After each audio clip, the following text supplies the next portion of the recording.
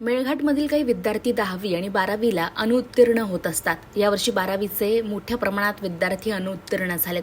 त्या अनुत्तीर्ण झालेल्या विद्यार्थ्यांनी पुढे काय करायचं, त्यांना आणि त्यांच्या पालकांना सध्या काय करायचं हे समजत नाहीये।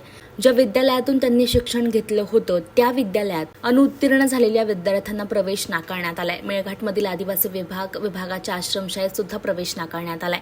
साधारणतः ते विद्यार्थी नामांकित शाळेतील आहे। या अनुत्तीर्ण झालेल्या विद्यार्थ्यांमध्ये सीबीएसईचा अभ्यासक्रम घेतलेल्या विद्यार्थ्यांची संख्या जास्त आहे। मागील वर्षी सुद्धा नामांकित शाळेतील विद्यार्थी अनुत्तीर्ण झाले होते, त्यांना सुद्धा मार्ग सापडला नाही। आता तरी यावर्षी आदिवासी विभागाने तात्काळ विशेष उपाययोजना करण्याचा प्रयत्न करणं अपेक्षित आहे, अशी अपेक्षा विद्यार्थी आणि पालकांनी व्यक्त केलेली आहे।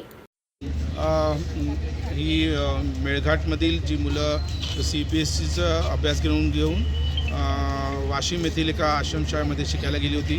PO प्रकल्प अधिकारी यांनी त्यांना पाठवण्यात आलं होतं। यावर्षी त्या 90 मुलांपैकी मोठ्या प्रमाणात साधारणतः 85 मुलं नापास झालेली आहेत। आता त्याच्यापैकी मुलांना पुन्हा शिक्षण घ्यायचे आणि येथील जे प्रशासन आहे ते वेळ घेत आहे आणि त्या प्रशासनाने पुन्हा रीॲडमिशन लवकरात लवकर द्यावी अशा मागणीसाठी आम्ही आज अतिरिक्त आदिवासी आयुक्तांना भेटलो, सचिवांना भेटलो आणि शिक्षणाधिकाऱ्यांना पण भेटलो।